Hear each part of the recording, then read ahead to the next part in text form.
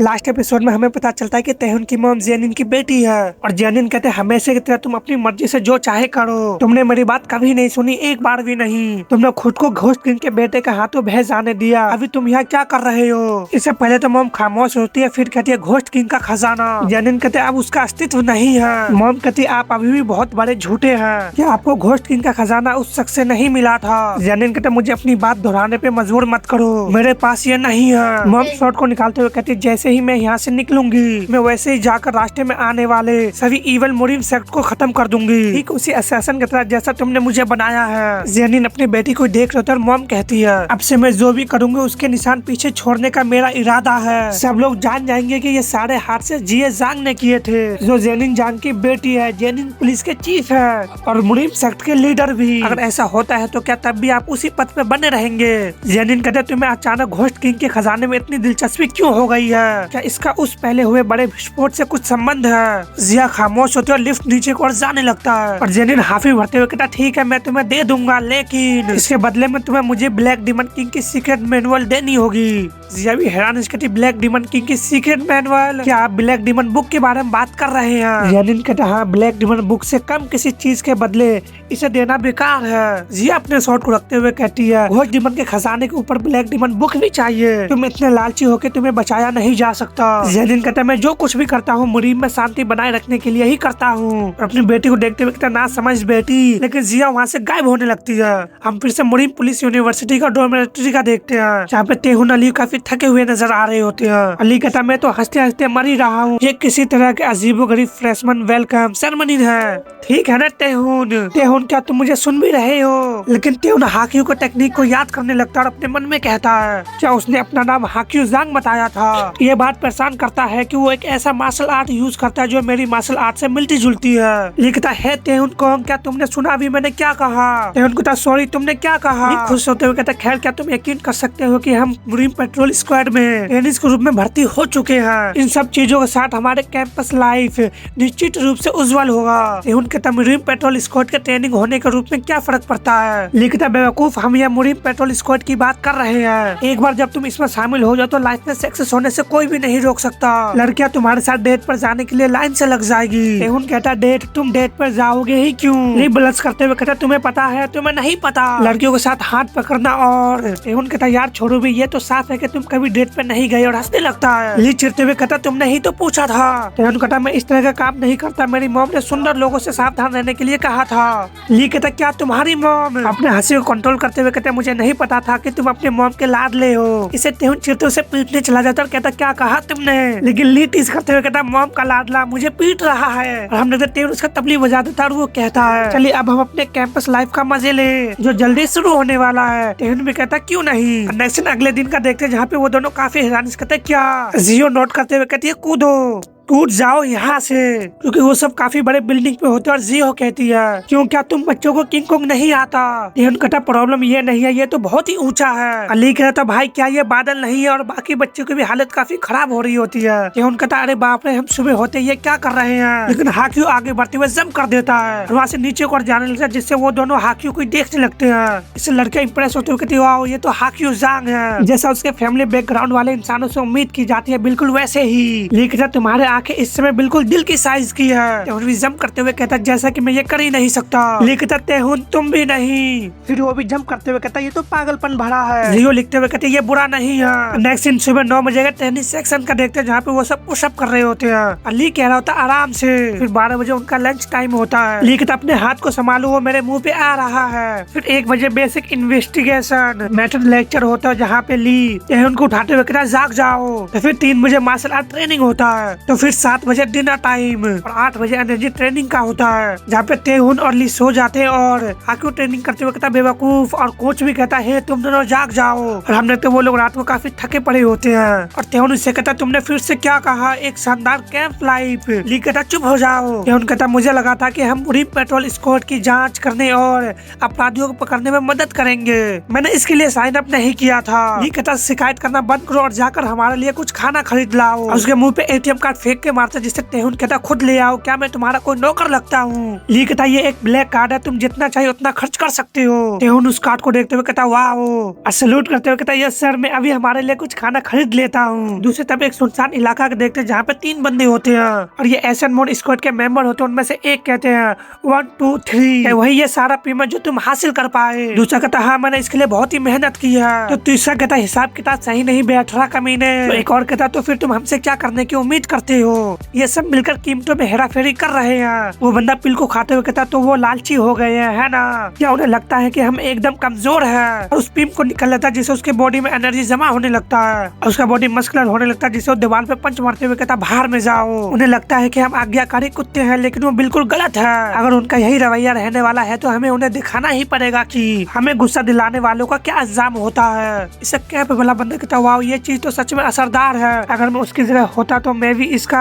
भरपूर फायदा उठाता और हंसने लगता है। जिसको बंदा कहता चुप रहो। दूसरा बंदा कहता लेकिन क्या इसके साइड इफेक्ट नहीं होते, मैंने सुना है कि इनकी लत लग जाती है। कैप वाला कहता ठीक है वैसे एहतियात के तौर पर, लेकिन एक साथ बहुत सारे पिल मत खा लेना। एक शख्स था जो एक ही बार में 4 से 5 पिल खाने के बाद लगभग मर ही गया था। इससे वो बंदा कहता इस जगह का काम संभालने से पहले मेरी मौत नहीं होगी, इसलिए चिंता मत करो। जब तक कि मेरे पास ये पिम है तभी उसके हाथ से कोई पिम छीन लेता है और हम देखते हैं ये मास्क मैन होता है। और मुझे लगता है ये मास्क मैन हाकियो जाग है। तेहुन काफी सारे सामान लेकर जा रहा होता तभी उसे आवाज आता अब तुम कौन है बे। इसे तेहुन काफी हैरानी से उस तरफ देखता है और कहता है ये क्या। और हम देखते तेहुन जब कार्ड से शॉपिंग करने जाता है तो दुकानदार कहता है ये कार्ड को बैन कर दिया गया है। इसे तेहुन काफी हैरानी से कहता है क्या। और मास्कमैन उस पिम को ले लेता जिससे वो बंदा कहता ये क्या बकवास है कमीने।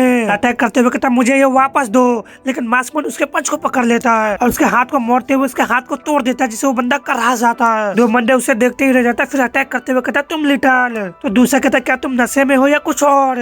अटैक करते हुए कहता मर जाओ, लेकिन मास्कमैन उसके आंख में अपने फिंगर डाल देता है जिससे उसका ध्यान अपने ही बंदे पर जाता है, लेकिन मास्कमैन उसे जबरदस्त पंचर देता है और वो बंदा चिल्लाने लगता है मेरे आंखें मेरे आंखें। और मास्कमैन बाकी पिम भी उससे छीन लेता है। उसे तेहुन आवाज लगाता वहीं रुक जाओ, जिससे मास्कमैन उसे देखता है। तेहुन उसे देखते हुए कहता मुझे यकीन नहीं हो रहा कि तुम्हारे जैसे शख्स भी है जो गुंडे से पैसे चुराते फिरते हैं। और तेहुन भी नीचे को और आके जंप करता है और कहता तुम यहाँ आओ। मैंने जो देखा उससे यही लगता है कि तुम्हें भी कुछ मार्शल आर्ट आते हैं, लेकिन तुम इसका यूज बदमाशों से चोरी करने के लिए कर रहे हो। क्या तुम्हें पता है न कि ये कितना शर्मनाक है, क्या इसलिए तुम मास्क पहनते हो। यहाँ आओ, तुम्हें सबक सिखाने की जरूरत है। तभी मास्कमैन अपने हाथों को हिलाते हुए तेहुन की तरफ करता है जिससे तेहुन सन पड़ जाता है और बताने लगता है हम चारों ओर पूरी तरह से सन्नाटे से घिरे हुए हैं, जैसे कि दुनिया में सिर्फ मैं और वही बचे हैं। ऐसा एहसास हो रहा है जैसे कोई तेज हवा मेरी बॉडी को काट रही हो। और मास्कमैन की बॉडी से एनर्जी निकलने लगता है। तेहुन कहता है ये खतरनाक है, मुझे जितनी जल्दी हो सके यहाँ से निकलना होगा। तेहुन अपने आप को संभालता और पावर अप करते हुए कहता लेकिन क्यों, मुझे उससे लड़ने का मन क्यों कर रहा है। और आगे बढ़ते हुए मास्कमैन पे अटैक कर देता है। हमने तो उन दोनों का किक आपस में टकराते हैं, इससे वो दोनों ही एक दूसरे को देखते हैं। फिर वो दोनों पीछे को हो जाते हैं। मास्कमैन अटैक कर देता है जिससे तेहुन बच जाता है और तेहुन भी अटैक करता है जिससे मास्कमैन भी बच जाता है और पीछे को जंप करता है, लेकिन तेहुन आगे बढ़ते उसके पास पहुंच जाता है। इससे एक पल के लिए मास्कमैन भी हैरान रह जाता और तेहुन पंच मारते हुए कहता ये लो। और अपने मन में कहता रुको, क्या मैंने इससे पहले कहीं देखा है, अगर मैं सही हो तो उसका अगला कदम होगा। तभी मास्कमैन का फिंगर तेहुन के पास पहुंच जाता है। इससे तेहुन झुकते हुए बच जाता है, लेकिन उसके माथे पे कट लग जाता है। तेहुन जल्दी से पीछे को आता है, खुद को संभालता और अपने मन में कहता है वो मुझे उकसा रहा था, अगर वो हमला करने में सफल हो जाता तो मैं कभी देख नहीं पाता।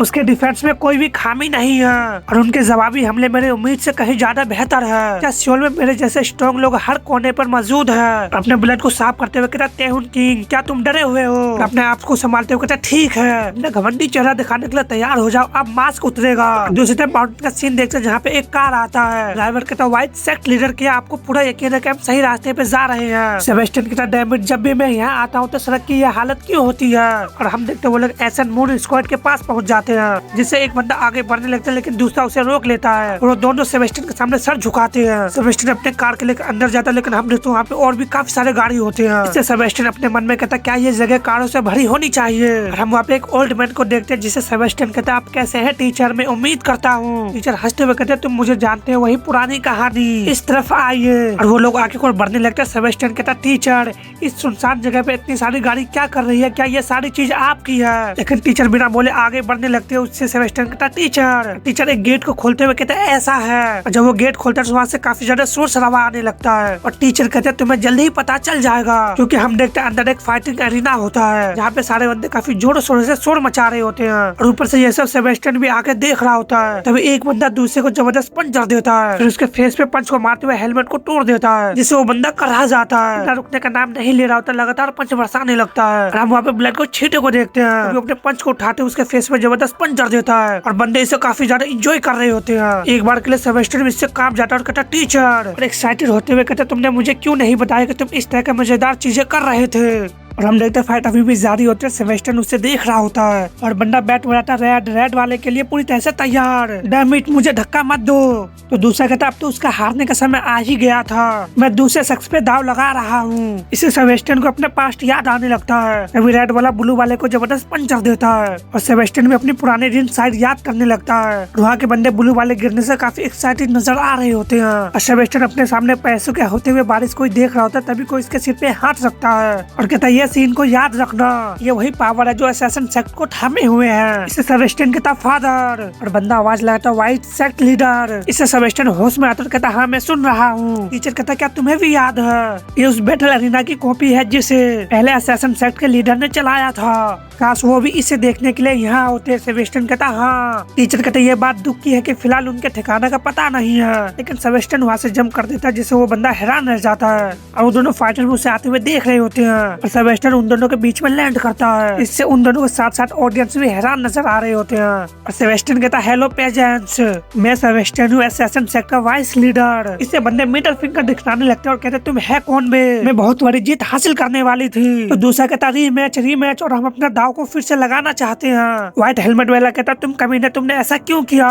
तभी उसके हेलमेट के टुकड़े टुकड़े हो जाते हैं, उसके नाक तक टूट जाता है जिससे वो काफी हैरान रह जाता है। और हर में तो ये सब हुआ था सेबेस्टियन का एक ही पंच में। वो बंदा जमीन पर गिर जाता है और सेबेस्टियन उसके चेहरे में अपने पैर को रखता है और कहता जिन लोगों को कोई शिकायत है वो बेझिझक सामने आए। इससे सभी ऑडियंस खामोश हो जाते हैं और सेबेस्टियन कहता कोई भी नहीं और उसे बार बार किक मारने लगता है और कहता कोई भी नहीं और उसके चेहरे को पिचकाते हुए कहता कोई भी नहीं, अपनी किक को ऊपर की ओर उठाता है, फिर जबरदस्त किक उसे जड़ देता है। इससे सभी ऑडियंस काफी ज्यादा डर जाते हैं और सेबेस्टियन साइको तरह हंसते हुए कहता कोई भी नहीं है ना। और बंदे आपस में बात करने लगते हैं कि उसने कहा कि वो असैसिन सेक्ट से है, वही था जो चाहता था कि हम टीम को डिस्ट्रीब्यूट करें। अंडरवर्ल्ड का सबसे प्रभावशाली शख्स यहाँ क्या कर रहा है। टीचर हंसते हुए कहता वो पहले की तरह ही बदतमीज है। दूसरा बंदा कहता वाइस सेक्ट लीडर। सेबेस्टियन कहता सुनो, मैं आपको एसन मून स्क्वाड को टीम इसलिए दे रहा हूँ क्योंकि तुम्हारे काम न्यायपूर्ण है। इसे बंदे पहले तो हैरान होते फिर कहते तुम जो कह रहे हो वो गलत नहीं है। सेबेस्टियन कहता तुम लोग अपने अंदर की आवाज सुनते हो, यही साबित करता है कि पिम आपको आगे बढ़ाने और विकसित होने में मदद करता है। पिम को आम लोगों में फैलाओ और लोगों की दबी हुई पावर को बाहर निकाल दो। सभी आम सिविलियंस के दिमाग को आजाद करने में मदद करो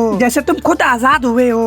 जब तुम उनके अंदर के छिपी हुई पावर को बदल दोगे तो दुनिया की नियम बदल जाएगी। घोस्ट किंग ने जिस पावर और लालसा के एरा में बहुत पहले राज किया था वो एरा तुम सब मिलकर फिर से वापस लाओगे। इससे वो सभी तो पहले एक पल के लिए खामोश होते हैं, फिर जोरों जोरों से चिल्लाने लगते हैं। हम रेड हेलमेट वाले को देखते हैं जो सेबेस्टियन को ही देख रहा होता है। दूसरी तरफ देखते हैं काफी स्पीड से किक मारता है, लेकिन मास्कमैन भी उसे रोकने के लिए तैयार रहता है। उसके सारे किक को अपने हाथ से ही रोक लेता है। टेन भी हैरानी से अपने मन में कहता है ये क्या है, वो इतनी आसानी से लगातार इतने सारे हमलों को कैसे रोक रहा है। अपने किक से अटैक करते हुए कहता है इसे खाओ, लेकिन मास्कमैन इससे भी बच जाता है और तेहुन के पैर पे अटैक कर देता है जिससे तेहुन जाके जमीन पे गिरता है। मास्कमैन उसे दोबारा किक मारने के लिए तैयार रहता है जिससे तेहुन भी बाल बाल बच जाता है और अपने मन में कहता है वो मुझे सांस लेने का भी मौका नहीं दे रहा है, मुझे जल्दी से अपने स्टैंड में वापस आना होगा। तभी मास्कमैन उसके काफी पास पहुंच जाता है जिससे तेहुन भी हैरान रह जाता है और तेहुन उसके पंच को अपने हाथों से रोकता है। अपने मन में कहता है मैं इस बदमाश से तंग आ चुका हूँ। ऐसा लगता है कि वो इसे जल्द से जल्द खत्म करना चाहता है और तेहुन अपनी किक से अटैक करते हुए कहता है तुम्हें जल्दी है ना।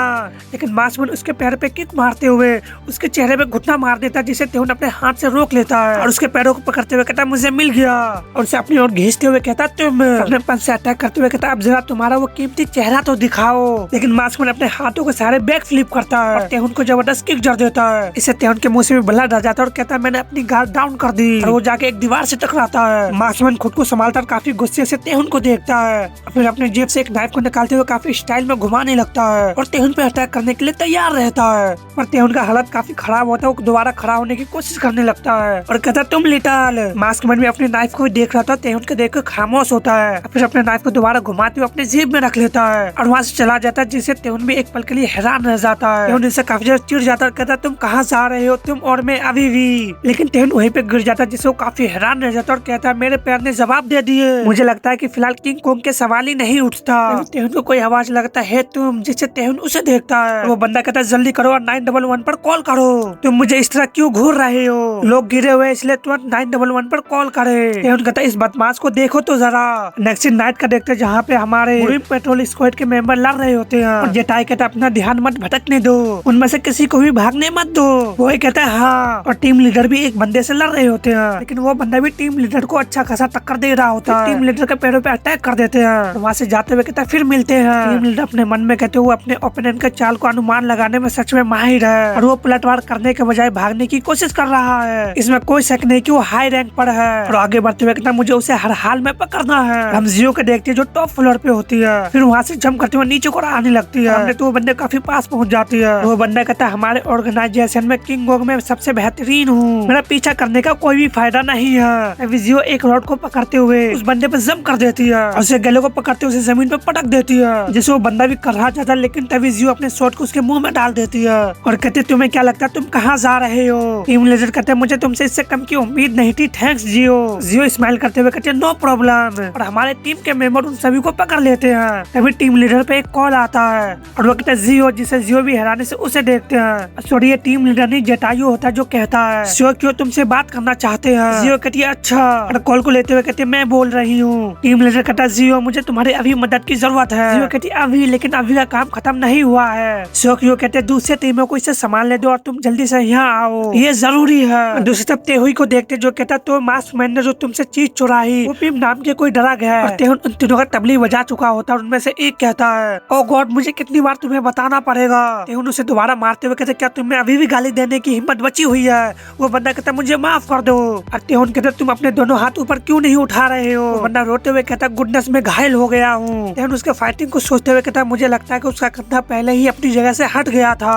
तभी तेहुन उसके कंधे को ठीक करने लगता है, जिससे वो बंदा कर रहा जाता है और भड़कते हुए गाली देते हुए कहता तुम कमीने। फिर वो काफी खुश होते हुए कहता अब दर्द नहीं हो रहा है। तेहुन कहता तुम तो बड़े रोने वाले बच्चे हो, तुम्हारी उम्र कितनी है। और अपने मन में कहता मास्क मैन ने बदमाशों पे नरमी बरती। फिर वहाँ से अपने सामान को ले जाते हुए कहता है ठीक है मैं जा रहा हूँ, तुम लोग भी घर चले जाओ, अपने पेरेंट्स के लिए मुसीबत खड़ी करना बंद करो। इससे कैब वाला बंदा कहता रुको, आपके कपड़े को देखकर मुझे लगता है कि आप MPU में पढ़ते हैं है ना, तुम बहुत ही स्ट्रॉन्ग थे, हम मुरीम पुलिस हाई स्कूल से है, हमें भी कुछ सिखा दो। लेकिन तेहुन अपने थैले को से मारते हुए कहता गेट लॉस्ट। अभी वो अपने फोन को देखते हुए कहता ये तो ली है। जैसे तेहुन फोन को उठाता और कहता हेलो, वैसे ही ली चीखते हुए कहता आखिर तुम कहाँ हो। तेहुन कहता क्या तुम्हें पता है कि मेरे साथ अभी क्या हुआ है। मैं तुम्हें ये बता रहा हूँ कि ये अनबिलीवेबल था। ली कहता अभी इससे कोई फर्क नहीं पड़ता, जल्दी वापस आ जाओ, उन्होंने अभी अभी इमरजेंसी मीटिंग बुलाई है। तेहुन भी हैरानी से कहता इमरजेंसी मीटिंग। दूसरी तरफ फाइटिंग अरीना को देखते हैं जहाँ पे एक बंदा रेड वाले से लड़ रहा होता है। अभी रेड वाला उस बंदे को जबरदस्त किक जड़ देता है, किक में वो बंदा कर रहा जाता है, लेकिन रेड वाला उसके गले को पकड़ते हुए उसे पीछे और जंप करते हुए जमीन पे पटक देता है, जिससे वो बंदा खड़े होते हुए पीछे को गिरने लगता है और वहीं पे गिर के बेहोश हो जाता है। इसे सभी बंदे मचाने लगते हैं और वो सभी शोर को सुन रहा था। तभी वहाँ पे टीचर आता है जो कहता है क्या आपको मजा आया, मुझे पता है काफी समय हो गया है। वो बंदा कहता है ये ठीक था। टीचर कहता है असैसिन सेक्ट के साथ बातचीत पूरी हो चुकी है। वो बंदा अपने हेलमेट को निकालते हुए कहता सच में। और हम देखते हैं ये जिन होता है जो कहता है उस बदमाश ने क्या कहा। गेंगू उन दोनों को बैठने के लिए चेयर लाता है, फिर जिन को उसका हुडी पहनाने लगता है और उसे एक बोतल देने लगता है। और जिन कहता है क्या वो पिम की कीमत बढ़ाना चाहते हैं। टीचर कहता है हाँ आप जानते हैं कि वो कैसा है, वो पुराने सेक्ट लीडर से काफी मिलते जुलते हैं। जिन पानी को पीते हुए कहता यही तो लालची लोगों की प्रॉब्लम है, उसने जो भी करने को कहा बस वही करो, आखिरकार मैं इनका यूज करके इसे वापस ला सकता हूँ। और हम 3 अनजान बंदे को देखते हैं। दूसरी तरफ तेहुन काफी अजीब सा रिएक्शन दे रहा होता। ली कहता है क्या हुआ तुम्हें, क्या नाश्ते को लेकर किसी से झगड़ा हुआ था। तेहुन काफी ढीला होते हुए कहता यार मैं हाँ। तभी इसको पीछे जियो आ जाती है जो कहते हैं क्या देर से आने वाले को नहीं लगता कि तुम दोनों कुछ ज्यादा ही बातें कर रहे हो। इससे वो दोनों डर जाते हैं। राखी अपने मन में कहता वो तो बहुत ही डेंस है। जियो उन दोनों के गले को जकड़ लेती है और तेहुन कहता मुझे माफ कर दो। टीम लीडर सेक्यू कहता ठीक है, लगता है कि सब लोग आ गए तो चलिए शुरू करते हैं। तुम सभी कल से एक स्पेशल मिशन पर निकलोगे हमारे टीम के साथ। इसमें हैरानिस कहता एक स्पेशल मिशन। टीम लीडर कहता ताकि तुम इस मिशन के बारे में अच्छे से समझ सको मैं पिम और एसन स्क्वाड के बारे में थोड़ा समझाऊंगा, इसलिए ध्यान से सुनो। तेहुन अपने मन में कहता पिम क्या ये तो, और टीम लीडर समझाते ये एक इनेट पावर या एनर्जी बढ़ाने वाला ड्रग है जिसे पिम कहा जाता है। हाल ही में कुछ म्यूजियम इसका यूज करके अपराध करने में कर रहे हैं जिससे शांति को खतरा हो गया है। इस उत्पाद में सबसे ज्यादा फेमस है एसन मून स्क्वाड। पिम से मिले पावर के कारण वो पूरे मुड़ी में बहुत ज्यादा नुकसान फैला रहे हैं। वो एक स्केची ग्रुप है जो ज्यादातर घर से भागे हुए नाबालिग लड़कों से बना है। वो लगातार हर तरह के छोटे मोटे अपराध कर रहे हैं। चोरी, संपत्ति को नुकसान पहुंचाना, मारपीट, लिस्ट काफी लंबी है। कहता मुझे बिल्कुल भी अंदाजा नहीं था कि मुहिम में ऐसा हो रहा है। टीम लीडर कहता हाँ, अगर हमने जल्दी कुछ नहीं किया तो समाज फिर से अराजकता में डूब जाएगी। तुम्हारा स्पेशल मिशन है पिम और एसन ग्रुप के स्क्वाड को जड़ से उखाड़ फेंकना जो समाज को टुकड़ों में बांट रहे हैं। ली कहता एसन मून स्क्वाड किसी दिखावटी और बदमाश बच्चों के ग्रुप जैसा लगता है, क्या पुलिस उनकी देखभाल नहीं कर सकती? टीम लीडर कहता है बदमाश पिम के यूज कर रहे हैं। अगर उनमें से किसी को मार्शल आर्ट की थोड़ी सी भी जानकारी होती है तो वो आसानी से 2 पुलिस ऑफिसर को ढेर कर सकते हैं। मैं तुम्हें सलाह देता हूँ कि तुम उन्हें कम ना आंको। और जियो उसके गले को दबाते हुए कहती क्या तुम्हें लगता है कि अगर पुलिस इस तरह के मिशन को संभाल सकती तो हमें ऐसे मिशन मिलते? तुम्हें बोलने से पहले सोच लेना चाहिए था, ठीक है? उन कांपते अपने मन में कहता मैं भी यही सवाल पूछने वाला था। ली कहता मुझे माफ करना। टीम लीडर कहता एसन मून क्लेन से भी पहले पिम एक प्रॉब्लम थी, हमें छुपे हुए सप्लायर को ढूंढना होगा।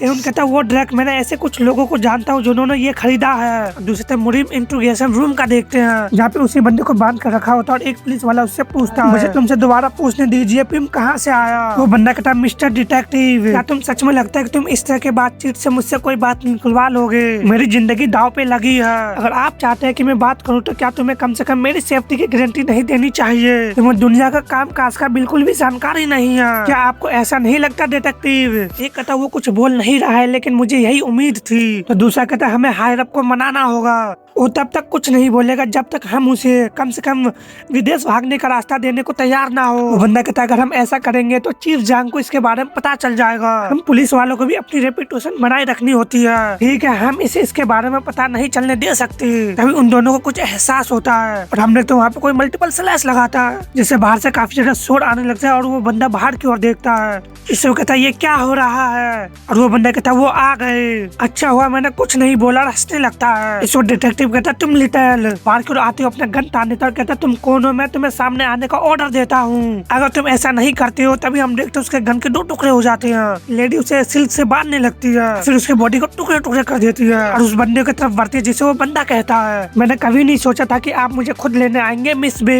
ये एक सम्मान की बात है, प्लीज जल्दी से खोल दे। जिसे वो अटैक करती है इससे उस बंदे के बाल तक कट जाते हैं और यहाँ तक कि वहाँ के सीसीटीवी कैमरे तक को काट देती है। और मिस बे कहते आप बताओ तुमने कितना गिराया? इससे वो बंदा घबरा जाता और कहता नहीं मैंने कुछ नहीं कहा, मैं हमेशा से राज रखने में माहिर हूँ, आप जानते हैं। मैंने पिम या ग्रेट गार्डियन जेहो के बारे में कुछ भी नहीं कहा। और अपने धागे उसे गले में लपेट लेती है और कहती है क्या तुमने अभी जेहो यूँ नहीं कहा था? तो उसका फोन रिंग करने लगता है, उसको उठाते हुए कहते ये हो चुका है। जेहो कहता बहुत ही बढ़िया। और हम देखते कार आगे कोड बढ़ने लगता है और सेबेस्टियन कहता है किसी को एसन मोड स्क्वाड की जाँच करने के लिए कहो। अब तो बंदा कहता क्या आपने उसके बारे में सब कुछ पहले ही नहीं निकाल लिया है? सेबेस्टियन कहता मैंने किया, मुझे लगता है कि कुछ हाई स्कूल के स्टूडेंट होंगे जो जेब खर्चे के लिए कुछ पैसे कमाने की कोशिश कर रहे होंगे, लेकिन निश्चित रूप से कोई ना कोई उसका समर्थन कर रहा है। यह कोई बिग शॉट ही होगा। इसके अलावा एसेसन सेक्ट पिम का मैन्युफैक्चरिंग भी शुरू कर देगा। इससे बंदे कहता क्या लेकिन अगर हम ऐसा करते हैं तो चेयरमैन यू के साथ हमारे संबंध? सेबेस्टियन कहता बेशक हम उनके साथ अपने रिश्ता बनाए रखेंगे, हम बस चेयरमैन के यू के द्वारा बनाए गए पिम को एसन मून स्क्वाड को देते रह सकते हैं। अगर हम एसेसन सेक्ट को पिम को चेयरमैन के प्रोडक्ट के द्वारा दिखाए तो हम अपना मुनाफा दोगुना कर सकते हैं और वो पैसा एसेसन सेक्ट की वॉर मशीन और मजबूत करने में लगेंगे। तब ना हम की ब्लैक डेथ सेट इवल मूरिंग फैक्शन को भी लीड करेंगे। तब उसका फोन रिंग करने लगता है और उसको उठाते हुए कहता हेलो हाँ ये मैं हूँ। फोन से आवाज आता वाइस सेट लीडर हमारे पास एक प्रॉब्लम है। इससे सेबेस्टियन काफी हैरान कहता क्या हालत काफी खराब होता है। वो कांपते हुए कहता है टेस्ट सब्जेक्ट तेरा बिल्कुल बेकाबू हो गया है। टेस्ट सब्जेक्ट जबरदस्त पंच मारता है जिससे बंदे की चीख गूंज उठती है। हम दीवार पे खाली ब्लड को ही देखता है, उसका फोन नीचे आगे गिर जाता है और हमने तो काफी सारे बंदे को बेरहमी से मार चुका होता है। अपने पंच को आगे को उठाते हुए काफी इविल की तरह हंसने लगता है। तभी को उसका फोन को उठाता और कहता है ये मैं हूँ, एक्सपेरिमेंट सफल रहा।